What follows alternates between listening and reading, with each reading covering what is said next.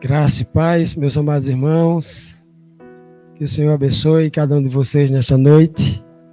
Viemos aqui para mais uma noite de alimento espiritual da Palavra de Deus, seguindo a nossa série de estudos Milagres de Jesus. Já vimos aqui estudamos 17 milagres.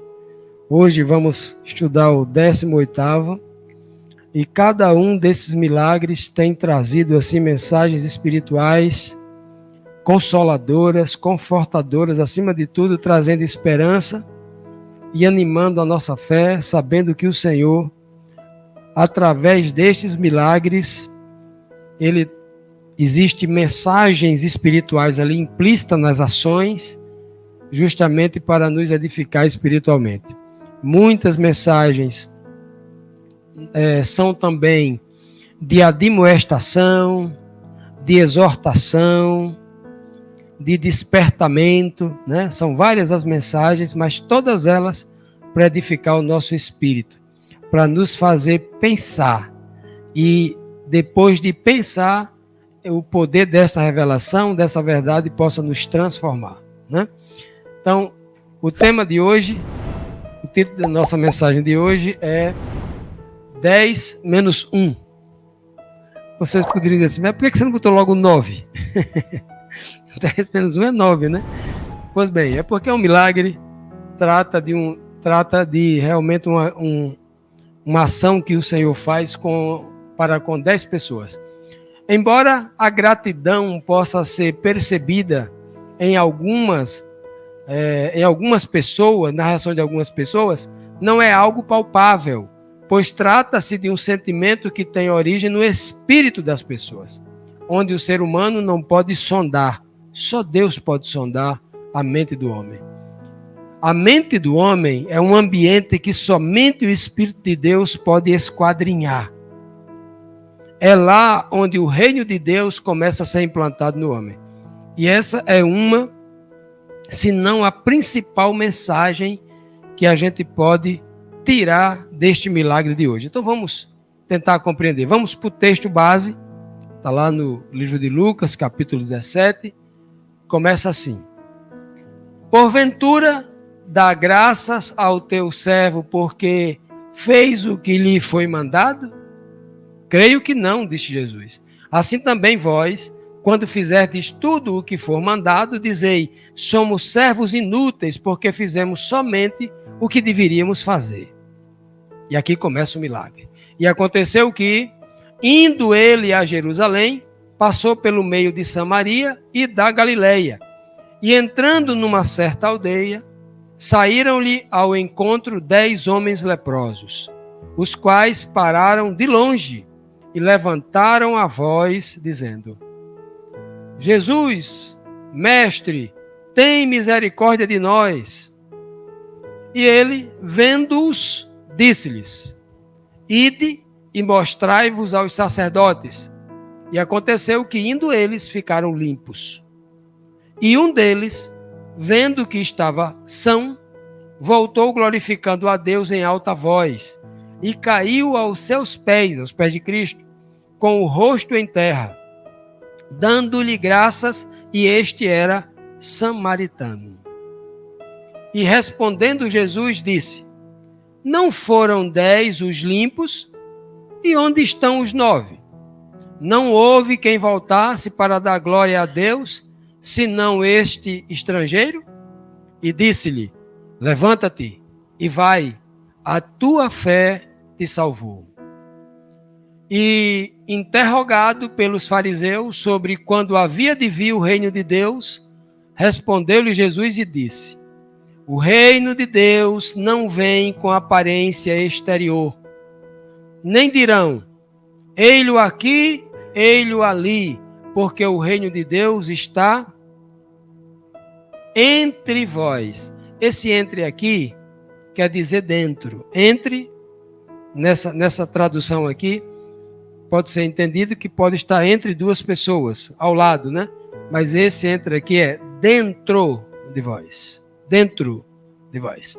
Ok? Lucas 17, versículo 9 até o 21.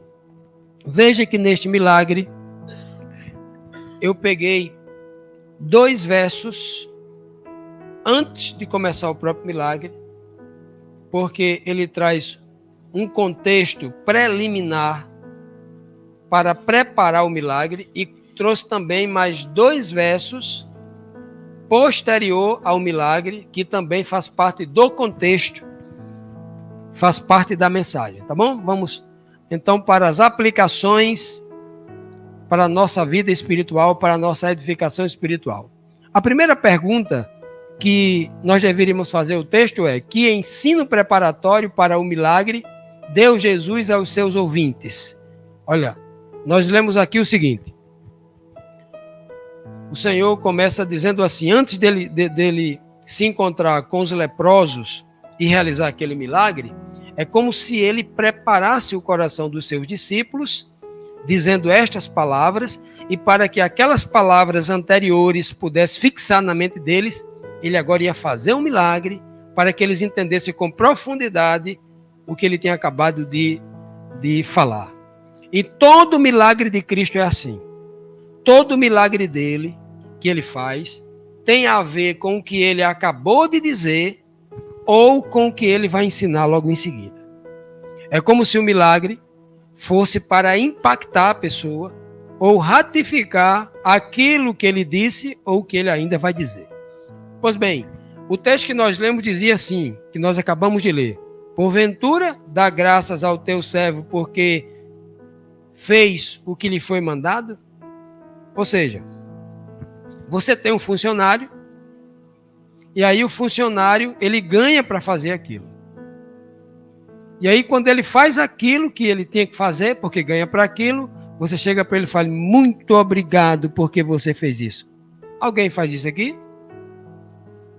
Aparentemente não tem sentido. Você pode até dizer por educação, para estimular o seu colaborador, que é a linguagem moderna que nós temos para lidar com funcionários, com colaboradores. Não é a linguagem de antigamente.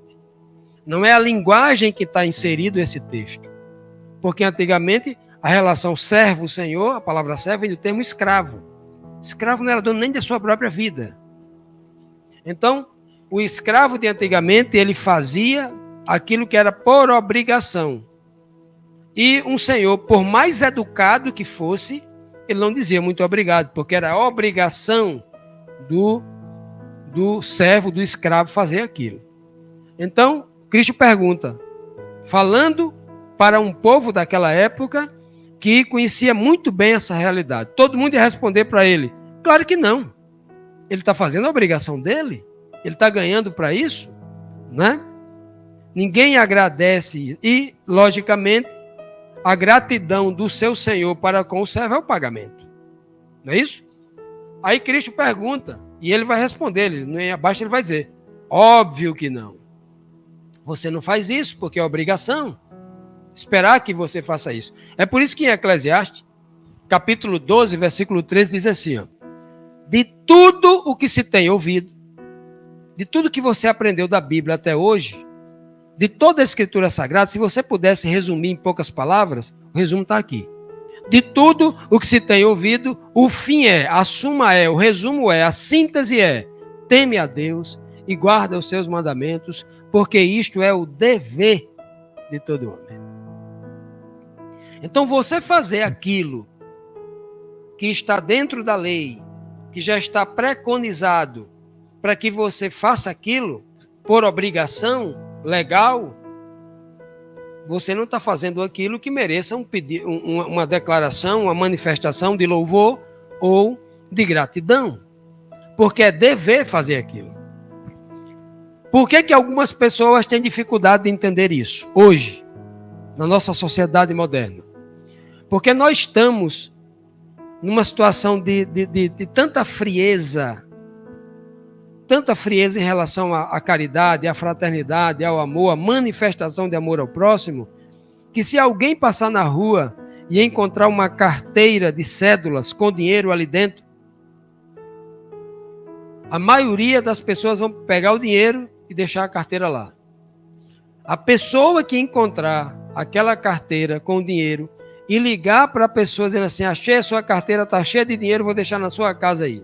No outro dia, a TV está lá fazendo uma reportagem dizendo que aquele homem deixou uma carteira com dinheiro dentro de um táxi, uma mala com dinheiro no aeroporto e tal. As pessoas vão fazer uma reportagem. Por quê? Porque nós vivemos numa sociedade tão insensível à questão da honestidade que as pessoas fazem questão de louvar, de exaltar aquilo que deveria ser feito por dever. E muita gente terá dificuldade de entender isso hoje. Porque fazer a coisa certa, honesta, leal, é um dever. E aí está tão escassa a coisa que a gente tem que elogiar para motivar outras pessoas a serem honestas também. Já viram? Numa sociedade de inversão de valores, acontece isso. E nós temos hoje, eu tenho dificuldade muitas vezes de ensinar questões da Bíblia com a profundidade espiritual, porque primeiro você tem que romper essa barreira cultural que tem mudado a cabeça das pessoas. Então é dever nosso. Olha, nós não estamos fazendo nada demais quando a gente retira um pouco da nossa cesta básica e compartilha com o irmão que está passando fome. Alguém que está pedindo socorro. Ser honesto por dizer a verdade, mas a verdade vai magoar aquela pessoa. Diga a verdade. Diga com jeito. Não seja agressivo, mas diga a verdade. Porque isso é nosso dever. Não é mesmo? E Cristo começa logo fazendo esse preparatório aqui, fazendo essa preparação no Espírito, porque o que vem, ele vai falar sobre isso. Está no contexto implícito. Né? Pois bem, vamos buscar então o restante aqui da nossa reflexão aqui sobre esse texto. Que princípio de fé e de despreendimento é um indício de que o reino de Deus está em alguém. Alguém que tem fé, alguém que é despreendido, não está preso a nada neste mundo. Né? Tem muita gente presa a muitas coisas. Aí é perigoso porque vai perpetuar a sua infelicidade. Pois bem, o texto que nós lemos dizia assim, ó, somos servos inúteis porque fizemos somente o que devíamos ou deveríamos fazer. Cristo está dizendo aqui que algumas pessoas concluem isso com uma certa razão. É óbvio. Ele está falando aqui que algumas pessoas concluem porque eles fizeram só aquilo que o seu Senhor mandou fazer. Eu não sei quantos aqui já foram, já coordenou pessoas, já foi chefe de turma, já teve pessoas que você comandou, orientou e tal. Eu não sei quantos aqui. Mas aqueles que já fizeram isso vão entender bem o que eu vou dizer agora. A minha vida inteira foi sendo chefe de turmas. Eu com 15 anos, trabalhando na Cota Minas, comandava uma sala, 3 pessoas. Mas eu comandava 3 pessoas, com 15 anos de idade. Era chefe de um setor lá, máquina de Xerox. A internet antigamente era um tal chamado Telex. Era a internet antigamente. Não sei se Fernando lembra disso, Fernando. Essas coisas a gente tem que falar com da nossa idade, né? Que as pessoas entendem. Então, 1985, 86. Quando eu ia falar com o povo lá de São Paulo, não era para telefone, era para um telex. Uma máquina que fazia um barulho dos infernos no ouvido da gente. A gente fazia. Aí era em tempo real. A pessoa lá do outro lado, a gente conversava e tal. Era a internet antigamente. E saí de lá da Cota Minas, fui direto para o Exército. Aí a minha vida inteira no Exército foi comandando gente. E é horrível quando eu pegava assim uma equipe de soldados e dizia assim, olha, eu quero toda essa rua aqui limpa, essa alameda pintada, isso aqui e tal. Aí você chegava lá, irmão Pedro, estava tudo limpo. Entre os calçamentos, toda a grama tinha sido tirada. Mas o lixo estava lá, ninguém apanhou o lixo, porque não foi dada a ordem. Limpe, apanhe o lixo e jogue no lixo. Faltou a iniciativa. Faltou a segunda milha. Faltou você fazer algo a mais do que lhe pediram. E as pessoas diferenciadas neste mundo, as que são promovidas nas empresas, as que crescem na vida, todas elas têm iniciativa. Ninguém neste planeta jamais vai crescer em qualquer empresa se ele não tiver iniciativa, se ele não fizer se ele não for a segunda milha. As pessoas que só fazem o que lhe mandam fazer, ela está dizendo assim: eu nasci para ser comandada, nunca vou, não quero, estou acomodado, não só acomodado, estou tranquilo na minha posição, não quero sair daqui. É quase uma mensagem implícita que ela está passando para as outras pessoas. E Cristo vai estimular isso o tempo todo. O que foi que Deus mandou você fazer? Ele diz assim: ama o seu próximo. Aí Cristo, vou ensinar vocês a andar a segunda milha.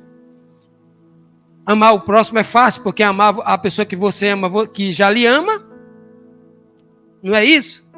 Ame aquele que deu uma tapa na tua face, aí tu dá a outra. Isso é a segunda milha. Faça além do que espera de você. Esse é o segundo princípio que ele vai tratar, vai preparar a base para entrar no milagre. Por isso que está escrito em Mateus 5, 40 e 41, Jesus diz assim, ó: e ao que quiser pleitear contigo, ou seja, que quiser disputar com você, lutar com você, bater em você e tirar a sua túnica, túnica é a roupa de baixo, é aquele vestido que o árabe usa. Larga-lhe também a capa. Capa é a roupa que você usa por cima da túnica. Se alguém quiser tirar a tua camisa e a tua calça, dá também o terno, o blazer. E se qualquer te obrigar a caminhar com ele 1 milha, vá com ele 2. Alguém que está te obrigando. Alguém que está querendo bater em você para tirar a sua roupa. Não é alguém que ama você, é alguém que está querendo te fazer mal, alguém que está querendo tomar o que tu tem. Então, se a gente vai fazer isso para, né? Imagina o assaltante. Passa aqui o celular, né? Com a arma. Aí você pega o celular. Tenha calma, peraí, vai embora não, tem aqui o relógio ainda. Tem aqui a carteira. Já imaginou alguém fazendo isso? É ilógico para a nossa sociedade. Porque, inclusive, dentro das igrejas cristãs, está sendo estimulado o seguinte: dê o celular. Agora, quando ele virar as costas, você atira nas costas dele. Porque é legítima defesa. Tem disso. São ensinos que não se harmonizam com o ensino de Cristo. Mas nós temos visto de tudo. Vamos então para o milagre. Vamos para a pergunta: que prioridade tem a carne física sobre as coisas do espírito? Porque nós, seres humanos, o ser humano em si, né, principalmente os que ainda não conheceram, né, e experimentam a relação espiritual com Deus, todo ser humano é muito preso às coisas físicas, à materialidade, né? Vamos ver então, que prioridade tem a carne física sobre as coisas do Espírito de Deus? No início do texto diz assim, que o milagre acontece quando Jesus Cristo está indo para Jerusalém. E aí, para chegar lá em Jerusalém, ele passa por meio de Samaria e da Galileia. Aí você assim, mas está errado. Esse texto aqui está errado. Se ele está indo para Jerusalém, tem Jerusalém. Eu ia trazer o mapa mais neutro, esqueci de colocar o mapa aí. Vamos lá. Jerusalém está aqui embaixo. Samaria está aqui no meio.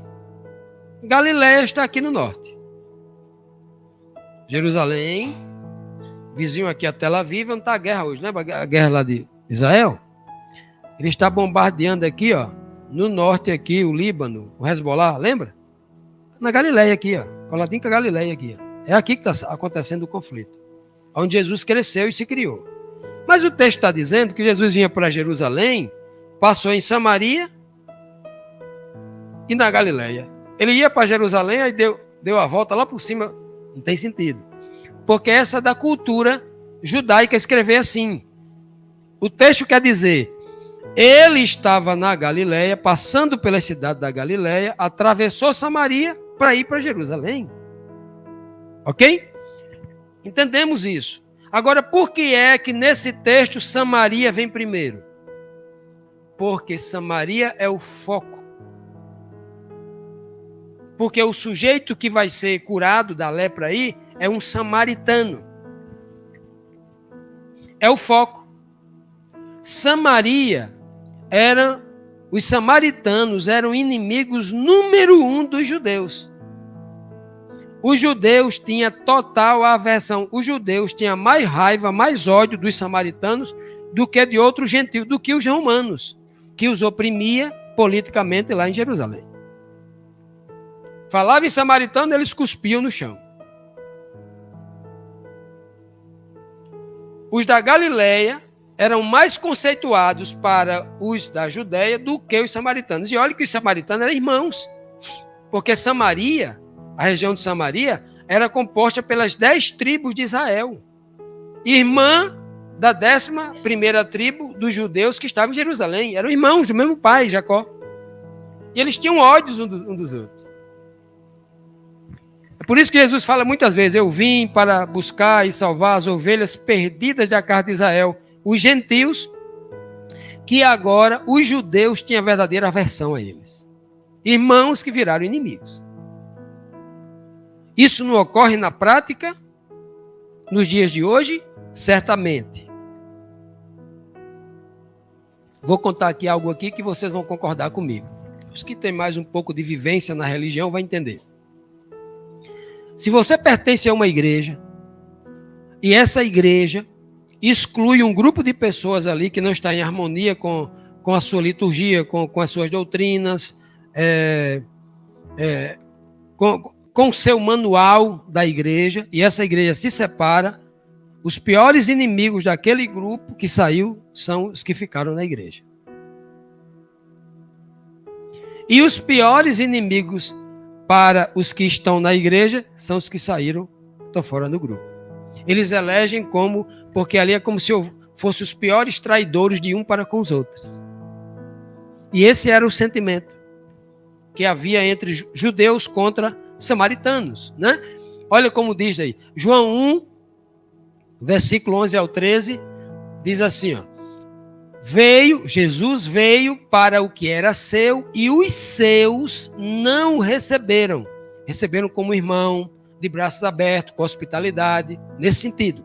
Mas a todos quantos receberam a Cristo ou receberam o Messias, Deus-lhes o poder de serem feitos ou chamados filhos de Deus.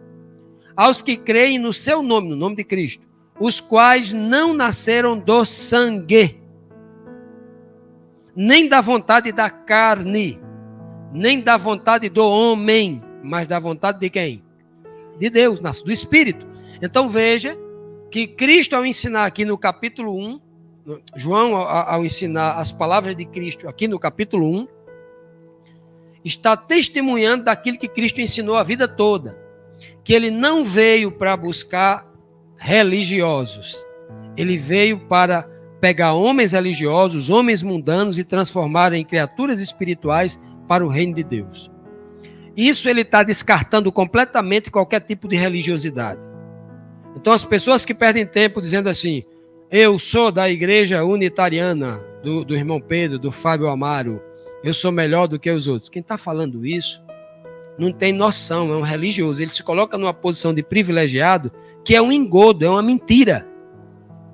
Você diz assim, eu sou católico porque a igreja católica é a igreja que Jesus Cristo deixou. Mentira, ele deixou a igreja católica. Eu sou da igreja Assembleia de Deus porque a Assembleia de Deus é a maior igreja pentecostal do Brasil. Mentira, isso não tem valor nenhum para Deus. Não estou falando aqui mal de igreja nenhuma, nem da nossa.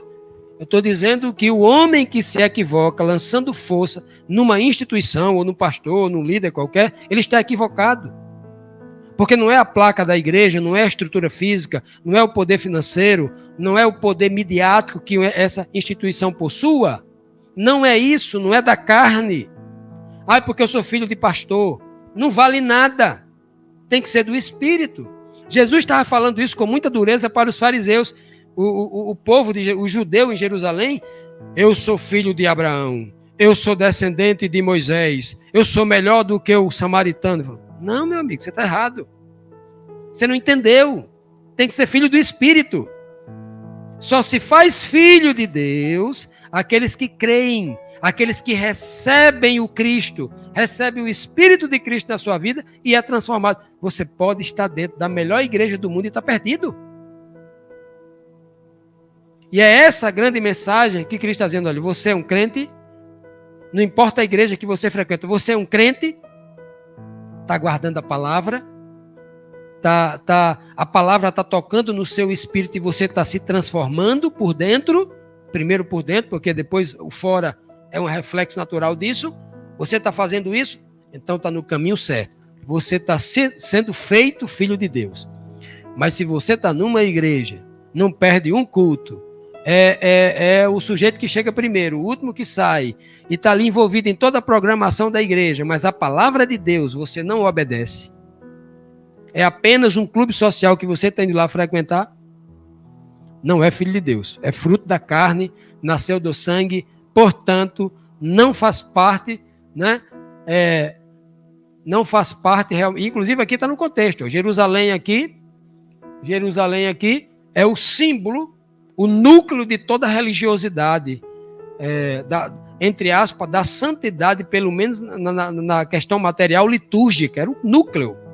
Aqui, eles tinham como centro do paganismo, da apostasia, porque foi lá que Jeroboão, quando se dividiu o reino de Israel, fez um bezerro de ouro para o povo adorar lá. Era o símbolo da queda, da apostasia, do povo imundo, era lá.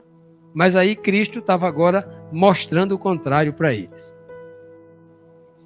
Como Deus, através de Jesus Cristo, atrai para si aqueles que hoje estão na condição de perdidos. O homem perdido hoje não quer dizer que ele esteja perdido amanhã. O perdido hoje pode estar salvo amanhã. E essa é uma das mensagens que nós vamos verificar aqui, né? Vamos lá. E entrando numa certa aldeia, saíram ao encontro de Jesus Cristo. Quantas pessoas? 10 leprosos. Não eram 10 pessoas comuns, eram 10 pessoas leprosas, os quais ficaram de longe, pararam de longe. Olha que texto. Jesus ia chegando primeiro texto diz, numa certa aldeia. Todas as aldeias eram conhecidas pelos apóstolos. Era um caminho que eles passavam constantemente para Jerusalém. Eram pouquíssimas cidades, da Galileia até Jerusalém. E, por exemplo, Fernando, ele vai daqui para Mossoró dirigindo. A gente que já foi várias vezes, a gente não sabe o nome de cada cidade daqui para lá? Sabe. Eu fui poucas vezes, mas eu sei o nome de todas as cidades daqui de cor. Se eu falar aqui, eu sei daqui até Mossoró. Que é menos cidade da Galileia até, naquele tempo, até Jerusalém. Mas o texto não diz o nome da aldeia. Por exemplo, a Bíblia cita o nome de uma aldeia que não vale nada. Tinha quantas pessoas ali? 200 pessoas morando? Era muito. Cidade de Naim, uma aldeia chamada Naim, que foi lá ressuscitar um filho de uma viúva. Mas aqui ele não diz o nome da aldeia. Por que então o autor, né, não diz o nome da aldeia? Lucas, que conhecia uma pessoa muito informada, Lucas, ele não diz o nome da aldeia. Porque quando a Bíblia não diz o nome de uma pessoa, ele está colocando na cena ali a humanidade inteira naquela cena. Quando ele não diz o nome do lugar, ele está dizendo, não me importa o lugar. Do mesmo jeito que ele passou nesse lugar, ele pode passar em qualquer lugar onde você está, no seu trabalho, na cidade, em qualquer lugar do mundo. Ok? Numa certa aldeia, então, saíram ao encontro de Cristo 10 homens leprosos, os quais pararam, então, de longe. Eram 10. Aí você pergunta, como é que há um agrupamento de 10 leprosos? Isso era muito raro. Isso é algo que assim, não há registro na Bíblia que 10 leprosos andassem juntos. Nem 2, quanto mais 10. É algo, parece que o Senhor, Deus o Pai, providenciou tudo isso porque ele precisava passar o ensinamento naquela hora, naquele dia. Porque leproso não se junta para andar junto, não. O leproso, ele morava numa cidade de refúgio.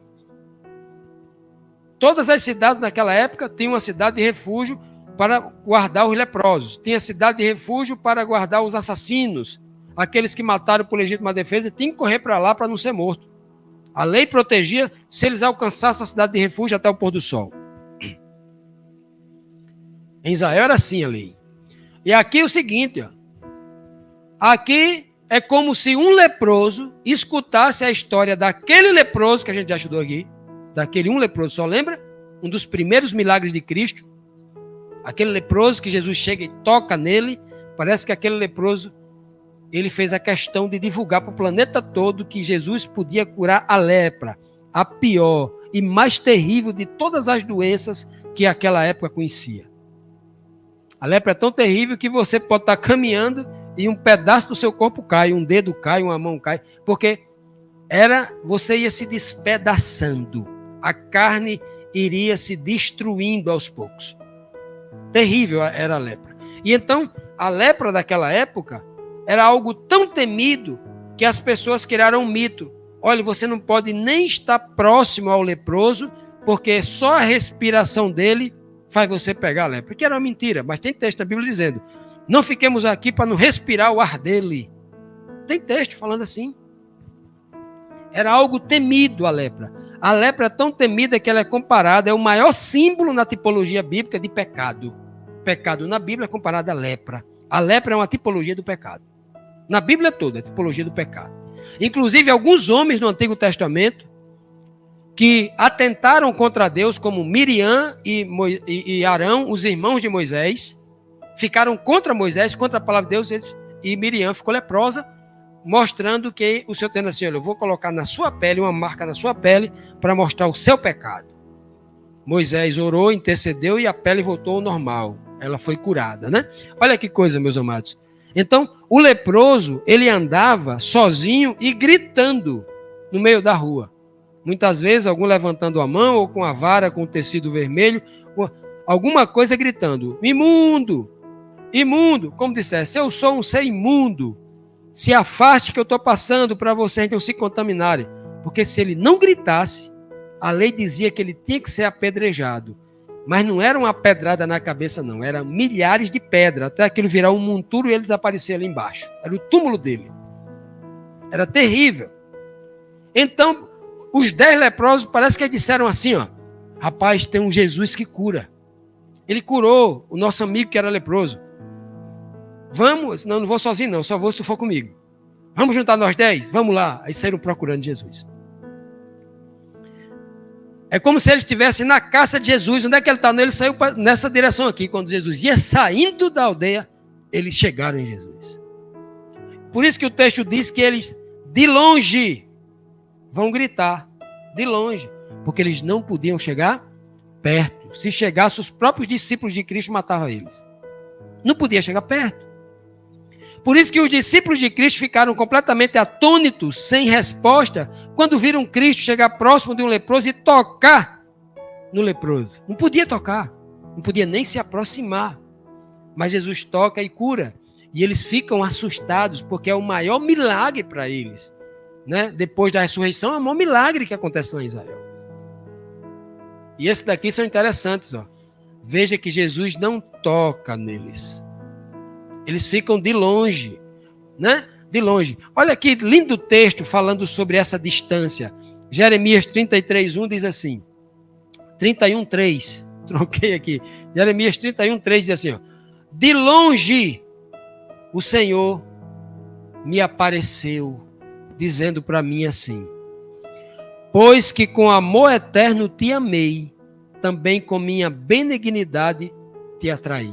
Atraí você para mim. O que Deus faz com que a gente seja atraído para Ele não é o chicote, não é a ameaça, não é a praga, não é a guerra, não é a morte. O que a grande arma com que o Senhor nos atrai para Ele é o seu amor por nós. O que deveria fazer com que aqueles 10 leprosos fossem atraídos para Cristo seria o amor. A benignidade. Benignidade é uma bondade prolongada. Porque muitas vezes a gente é até bom, não é? Uma vez na vida a gente ajuda alguém, mas a gente não quer estar ajudando sempre. E o Senhor não, Ele é benigno. É uma bondade prolongada, sempre. Lindo, não é isso? É isso que o Senhor está dizendo para cada um de nós, ó. Por isso que os leprosos vão... Vamos ver se os leprosos têm isso. Que pedido fez os leprosos numa só voz? Os 10 gritando ali em alta voz. E levantaram a voz. Se tem uma coisa que o leproso era bom, era de voz alta. Porque ele tinha que gritar o tempo todo. Né? Eles levantaram a voz dizendo: Jesus, mestre, tem misericórdia de nós.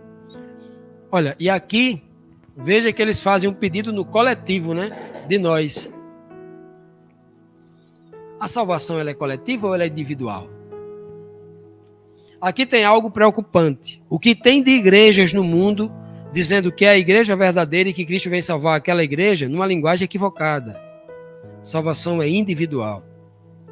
O Senhor teve que contar uma parábola chamada a parábola do joio e do trigo para dizer isso. Dentro da minha plantação de trigo, da minha igreja santa, só da minha igreja, veio o inimigo e colocou o joio no meio. Tem muita mistura ali. Então você não pode dizer que aquele terreno, que aquela igreja, que aquela plantação é só trigo. Ela não vai ser salva toda. Então, entenda isso. Aqui eles levantaram a voz numa coletividade e disseram, veja que ele não diz assim, ó, Jesus, filho de Davi, porque ele estava falando da profecia, apontando Cristo como Messias. Jesus, filho de Deus, Messias. Jesus, o Cristo, tu és o Cristo. Eles não dizem isso. Eles não falam isso. Eles dizem mestre. Vejam que esses 10 aqui, eles estão carregados de religiosidade. As expressões deles não se comparam aos homens de fé e às mulheres de fé que tiveram acesso aos grandes milagres. E é por isso que Cristo não diz para todos eles, a tua fé salvou, diz só para um. Não é a coletividade, é um só. Tem misericórdia de nós. Ele pede aquilo que todo mundo pede na terra. Não é obrigado a ser crente para pedir misericórdia. O Senhor tem misericórdia de todos, de todos.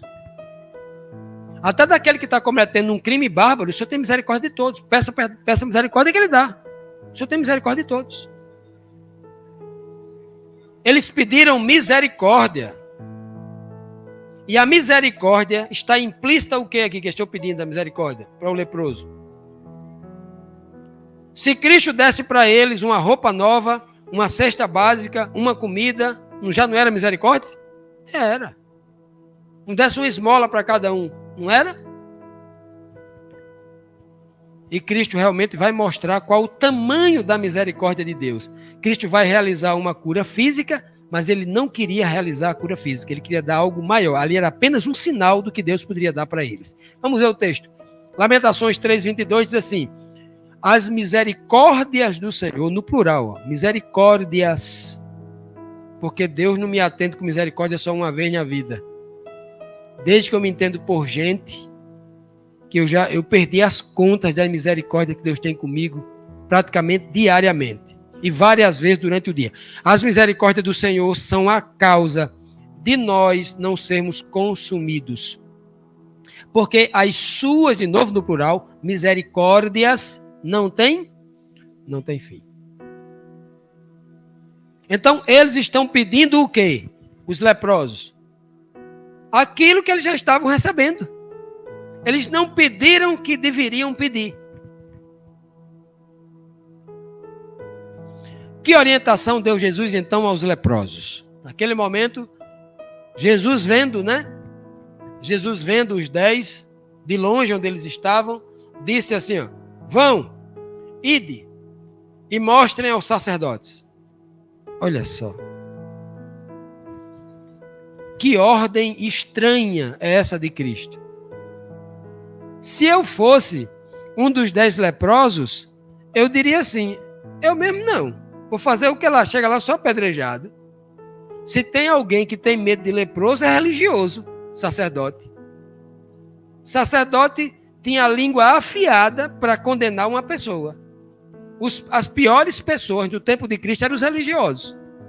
Passavam o dia de sábado procurando um erro de alguém para apedrejar, o tempo todo procurando a falha do povo. Hoje não é assim também? Os crentes mais radicais, ao invés de se preocupar com sua própria vida, não ficam monitorando a vida do povo? O que é que você tem a ver com a vida do povo? O crente de verdade, ele olha para a sua vida, não é para a vida de ninguém, não. Mas a maioria dos crentes de hoje vive vigiando a vida do outro crente. Ou do vizinho. O que é que você tem a ver com isso? Os crentes antigamente era assim. Cristo o tempo todo puxando a orelha deles lá em Jerusalém. Ficava vigiando a vida do povo para procurar um defeito. Meu amigo, se você for procurar defeito na vida do povo, tá uma coisa que vocês vão encontrar. Vamos mudar a regra, vamos procurar virtude na vida do povo, aí melhora a vida. Procurar defeito, meu irmão, é igual procurar peixe no mar. Você vai encontrar muito. Cristo mandou ele se mostrar ao sacerdote. Aí você pergunta, não tem sentido essa ordem. Porque essa ordem é uma mensagem espiritual implícita. Ele está dizendo, as primeiras pessoas que vocês vão testemunhar de que eu tenho poder, porque recebi de Deus poder, para purificar vocês, são os sacerdotes. Os sacerdotes, que eram os pastores daquela época, os padres, os líderes religiosos, equivalente aos maiores líderes religiosos de hoje. Eram os primeiros, irmão Pedro, que precisavam ver que Jesus Cristo é o único que pode curar, que eles não curavam. Então, quando Jesus Cristo está dizendo, vão se mostrar aos sacerdotes, era um testemunho para eles, dizendo assim, olha, eu não tenho poder nenhum, nós todos temos que ir a esse Cristo. Por isso que Cristo manda se apresentar a ele, não só porque existia uma lei lá de Moisés, dizendo que aquele leproso que fosse purificado tinha que se apresentar ao sacerdote para passar por uma cerimônia de purificação, um ritual vazio, material. Não é só porque dizia isso, não. Porque Jesus, quando mandou esses leprosos aqui, eles ainda estavam leprosos.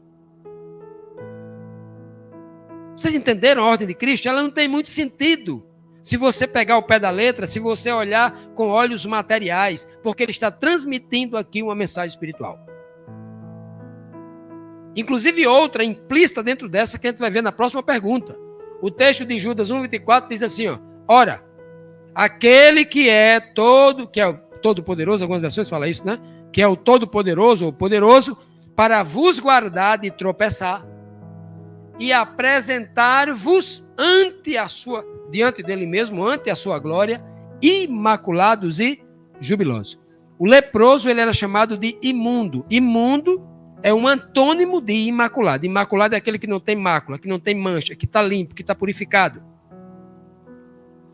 Então, Deus é aquele que mandou Jesus Cristo à terra para nos purificar no Espírito. Por quê? Porque a carne, diz Paulo, para nada serve. Tudo isso é corruptível. Todo o corpo do homem é corruptível. Toma um corte. Um corte. Quem já não teve um corte na pele e inflamou?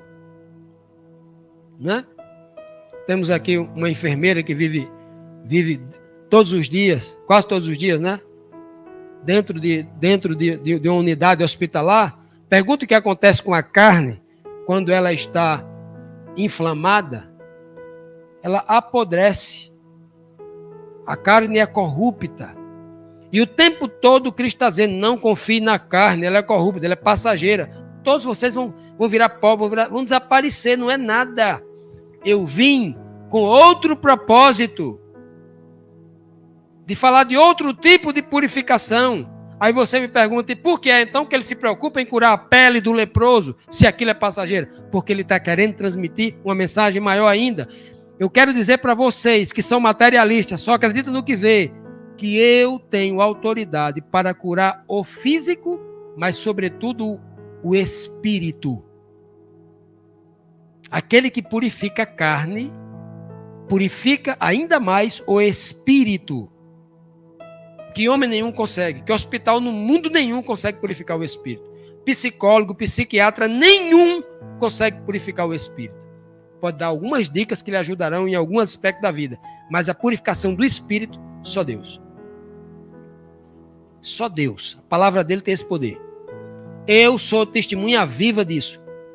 Quantas pessoas que eu conheci com depressão, com síndrome do pânico, andando igual um zumbi, sem dormir, sem comer, sem nada, que acreditou na palavra e começou a praticar a palavra. E depois que ela começa a praticar a palavra e acreditar naquilo, eu digo, pega os remédios, joga tudo no lixo. E hoje está completamente curada. Quantas? Porque Deus cura o espírito. E daí nunca mais você vai ser escravo de mais nada. Olha que coisa linda. É isso que ele quer fazer conosco, apresentarmos diante da sua glória. Não é mandar ninguém se apresentar diante de um sacerdote, diante de um pastor, não.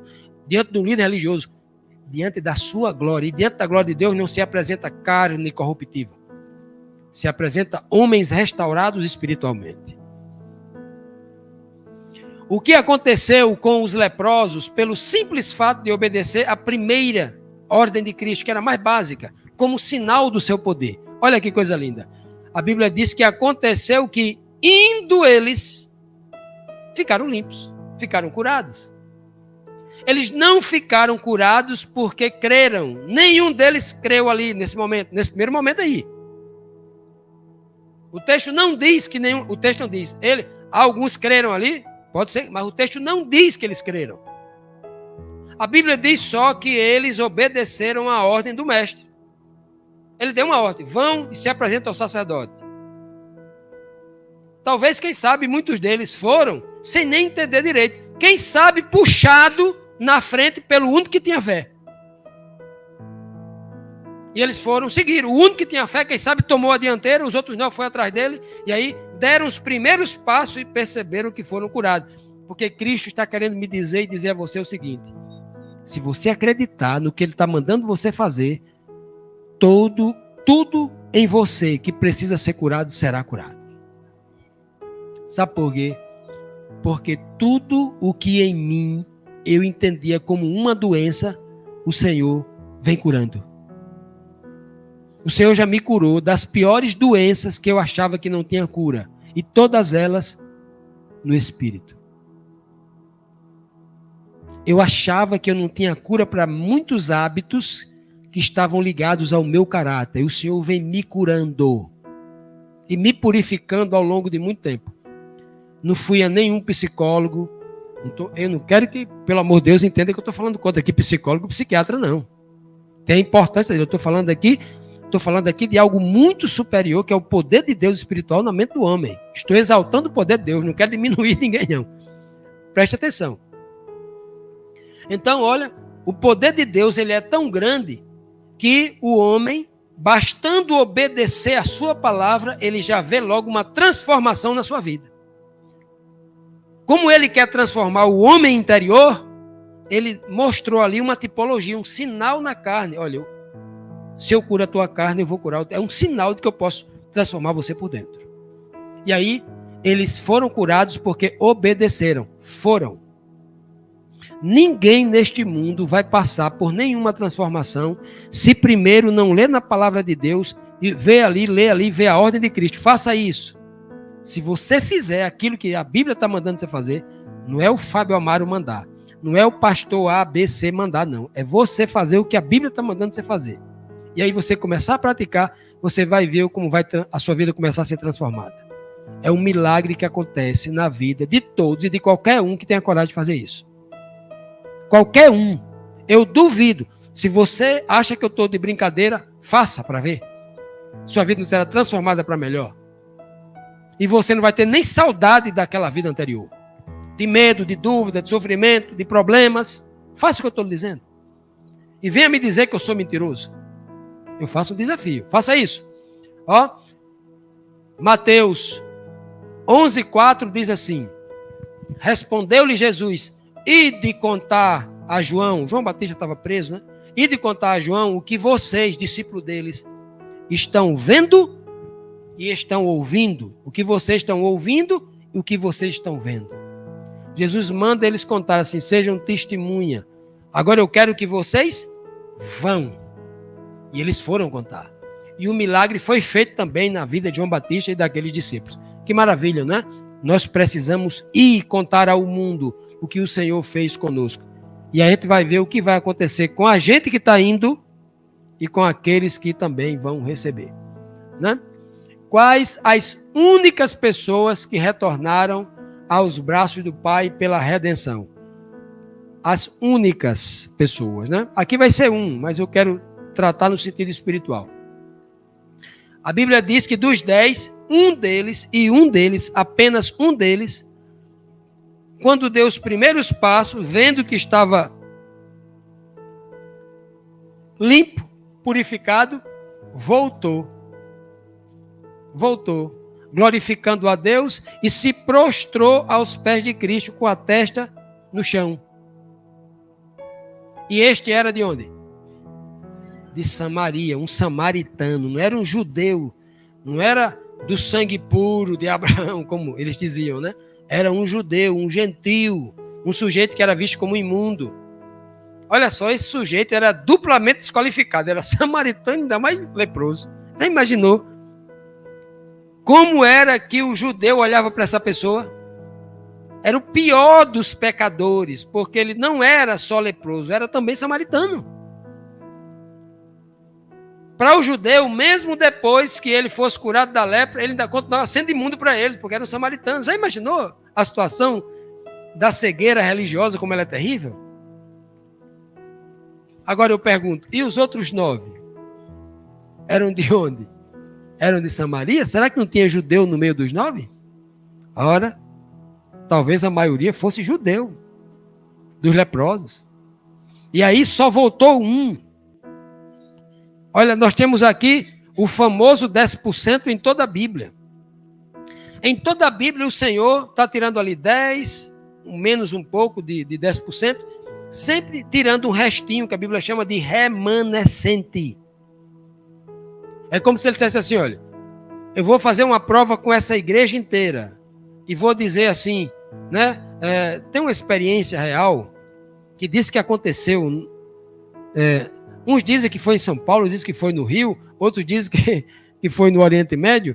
Eu não sei até que ponto acontece, até que isso é uma história com H ou uma história com E. Que alguém chegou numa igreja onde estava todo mundo adorando e a igreja muito animada, entrou os caras encapuzados, com fuzil, com arma e tudo, falou assim, fecha as portas. Quem for crente aqui vai morrer todo mundo. Pastor, para de tocar, para de cantar aqui, tudo aqui. Quem quer morrer por Jesus Cristo aqui nesta noite? Perguntou ele. Quem tem fé para morrer por Cristo aqui nesta noite? Quem não quiser morrer porque não serve a Cristo, é covarde e não tem certeza que ama ele mesmo, abre a porta, pode ir embora. Abri as portas. 100 pessoas da igreja foram embora, 95. Ficou 5 sentadas, pronto para morrer por Jesus Cristo. Então aqueles homens se sentaram atrás dela, tiraram os capuz de pastor, começa a tocar o culto aí para frente aí que o João já foi embora, ficou só o trigo aqui, né? Essa história parece ser cômica, parece ser absurda, e né? Mas é uma realidade quando eu olho para a questão do remanescente na Bíblia. O tempo do povo lá do Siná, lá do Iraque, hoje, onde antigamente era chamado de Babilônia, que era a nação mais perversa da terra, o Senhor só tirou um homem de lá, chamado Abraão. Da pior terra da terra, que era a Babilônia, ele tirou só um. Do meio do lamaçal do pecado, ele tirou um. Aí depois, do meio de uma nação poluída, ele tirou mais um, José. Depois, lá na frente, do meio de uma população completamente, ele tirou só mais um, Moisés. E dali ele cria um remanescente. É sempre um restinho, um remanescente.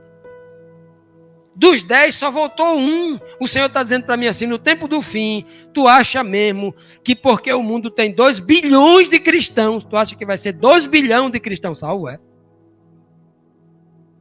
Você caiu nessa ilusão, é só um restinho. No tempo do fim, vai acontecer o que a Bíblia diz. Não há nada de novo debaixo. Vai uma repetição de fatos, muda só os personagens. A história é a mesma.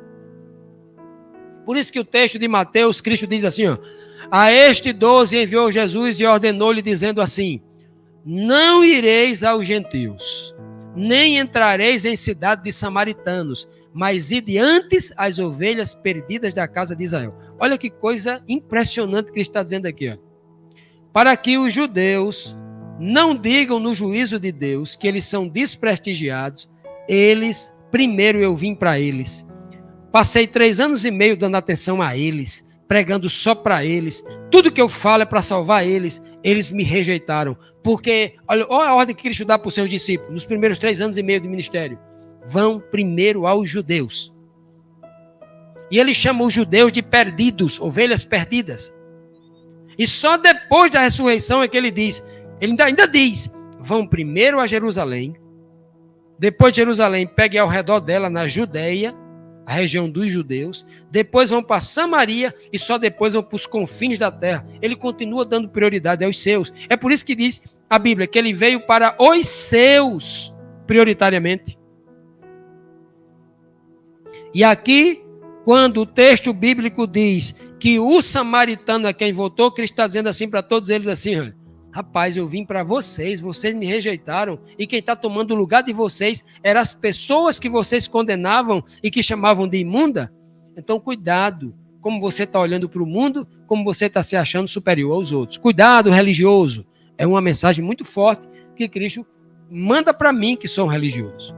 E se você for espiritual, vai também pegar para você, se você é também um religioso. Porque somente um entre 10 voltou para Jesus o salvar. Olha que coisa linda. Não foram 10 os limpos? Perguntou Cristo. E cadê os outros 9? Olha a pergunta que Cristo faz. Jesus está perguntando a quem? Ao que voltou.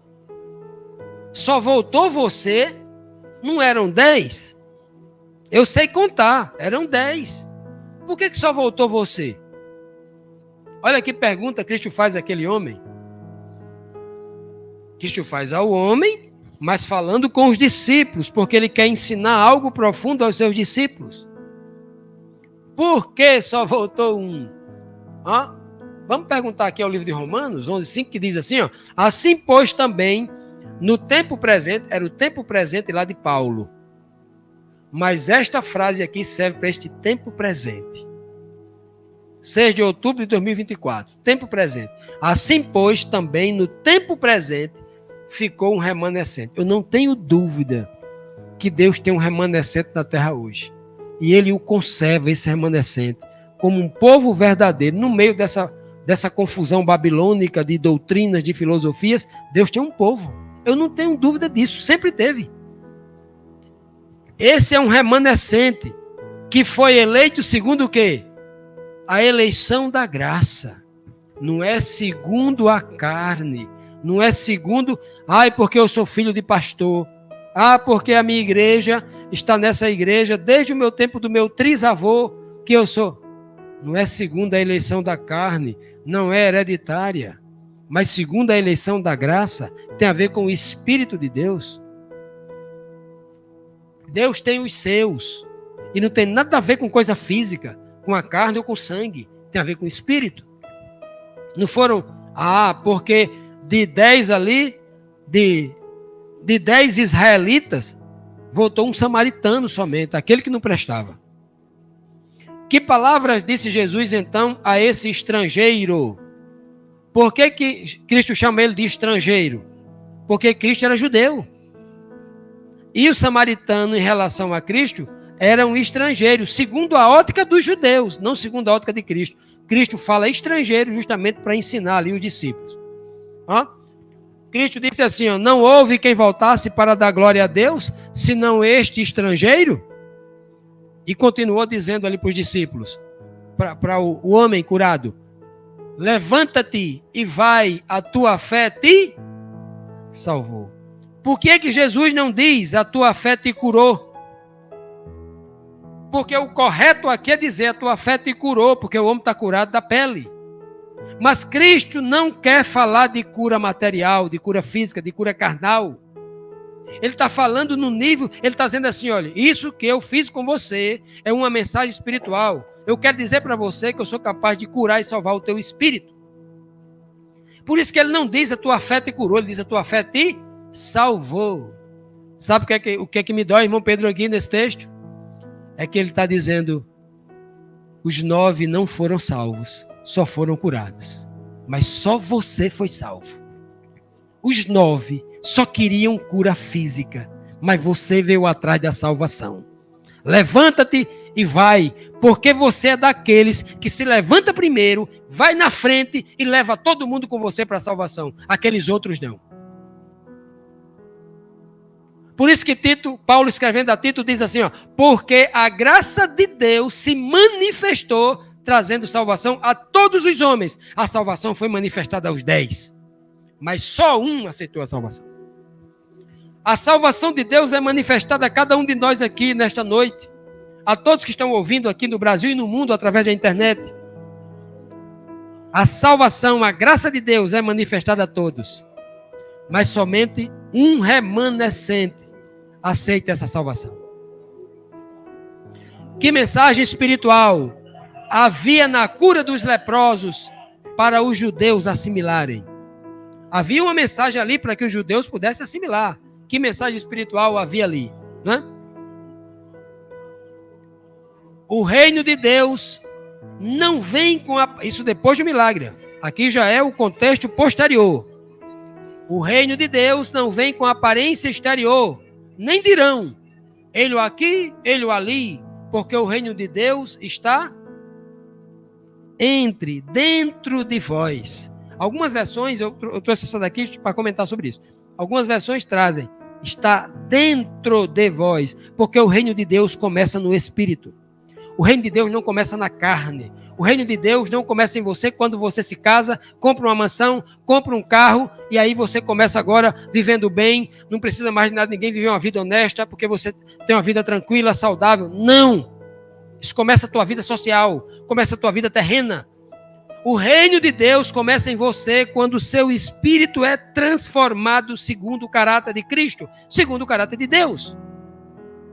O reino de Deus já começa aqui, nesta terra temporária, uma vida de pecado, uma vida temporária, de mortalidade. O reino de Deus começa dentro de nós, quando nós somos transformados à imagem de Cristo, do ungido de Deus. Olha só, por isso que ele diz, ó, o reino de Deus não vem com aparência exterior. Vocês estão olhando apenas para a pele que foi restaurada do exterior do homem. Por isso que ele fala do exterior, porque ele acabou de curar a pele exterior dos homens. Vocês entendem que 10 homens foram curados, mas só um foi curado, porque este foi salvo por causa da fé. E ele demonstrou a fé, voltando para agradecer. Gálatas 6,8 diz, porque quem semeia na sua carne, da carne ceifará o quê? A corrupção. O homem passa a vida inteira ceifando na carne. Ceifando o quê? Promovendo a carne, plantando na carne. 200 horas na academia, ficando bonitão, todo musculoso, né? Saudável. Aí vive 70, 80, 90 anos. Cuida da saúde, perfeito e tal. 95 anos ele morre. Ceifou a corrupção. Porque eu duvido aquele que investir tudo que tem na carne para que ele não veja a corrupção. Eu duvido ele escapar da corrupção. A carne será corrompida um dia. Quem investir na carne, somente na carne, vai colher apenas corrupção. Mas quem semeia no Espírito, do Espírito ceifará o quê? A vida eterna. Essa é a grande mensagem que o Senhor tentando passar para aquele povo que estava impactado com a cura da pele de 10 pessoas que um dia ia morrer. Que um dia ia morrer novamente. Então, hoje, dessa lição maravilhosa, vamos tirar aqui os principais ensinamentos. Geralmente, nós trazemos 7 ensinamentos principais. Vocês tirem outros aí. Eu tenho certeza que vocês podem tirar 10, 15, 20 ensinamentos desse milagre maravilhoso, desse milagre cheio de mensagens para nós. Primeiro, que Deus não faz acepção de pessoa. Se você chegou aqui hoje se sentindo imundo, se sentindo gentil, não se sentindo participante dessa igreja, porque você não é membro dessa igreja, porque sinta-se não. Sinta-se assim não. Porque Deus não olha para uma pessoa que tem o seu nome escrito no livro do rol de membro de uma igreja, Ele olha para o seu espírito. Sinta-se não. O Senhor olha para você, Ele não olha para você pelo que você é, pelo que você fez, não. Ele enxerga em você um ser transformado. Basta você dizer, eu quero, tem misericórdia de mim, eu quero. E ele cura, né? Não faz acepção de pessoas. Deus não se esconde dos imundos, como os homens faziam, os sacerdotes faziam antigamente. Pelo contrário, todos nós somos imundos, segundo a Bíblia, porque o pecado nos tornou imundo um dia. Mas todos nós que somos imundos ou que fomos um dia imundos, nos apresentemos a Deus, que Ele purifica. Ele não se esconde, Ele se apresenta para purificar. Jesus não correu dos leprosos, não. Estava ali para purificá-los. Deus quer purificar todos os imundos. Esse é o objetivo. E Jesus, quando veio aqui para a terra, Ele veio para purificar todos os seres humanos, porque todos se encontravam carentes da lavagem. É por isso que todo mundo tem que se batizar, se lavar. É por isso que todo mundo passava por todas as cerimônias de purificação. Todo mundo. O sacerdote, o sumo sacerdote, que era o mais santo, era o primeiro a passar. Todos. E todo dia eles se lavavam lá na pia do santuário. Tinha que lavar. Todo mundo precisava da purificação. Precisa ainda. Os religiosos são os primeiros a ver. O Senhor, Ele é tão maravilhoso que os religiosos são os primeiros a enxergar a vontade de Deus. Muitos dos milagres de Deus são os primeiros. É por isso que o Senhor manda primeiro os leprosos se apresentarem o maior de todos lá, os sacerdotes, né? Os primeiros. Isso não quer dizer porque nós somos os primeiros a ver, somos mais privilegiados. Pelo contrário, somos os que temos mais responsabilidade. 5. Os remanescentes serão purificados. Só os remanescentes. Não é os 9, não. É só o que volta. O que resta. Somente o remanescente será purificado. Coloque isso na cabeça. Isso não é Deus dizendo assim, eu tenho escolhido, não. Ele chama todos. O remanescente é aquele que aceita o convite. 6. A maior cura é a salvação. Muita gente hoje, muitos cristãos inclusive, estão buscando uma cura para o câncer, uma cura para um diagnóstico que o médico passou, uma doença autoimune, todo mundo agoniado buscando cura física. Quase ninguém neste mundo está buscando a maior das curas, que é a espiritual, que é a salvação para a vida eterna. E o último, o reino de Deus é implantado em nós. Dentro de nós, e eu já posso participar desse reino. Quando Cristo ora assim, venha a nós o teu reino, ele já estava chamando o reino para este mundo, ainda quando o mundo estava em pecado, porque ele estava ali com todo mundo. Ele disse várias vezes, o reino de Deus já está entre vós. A partir do momento em que vocês aceitam a palavra de Deus, o reino de Deus já começa a ser implantado em vós. Amém?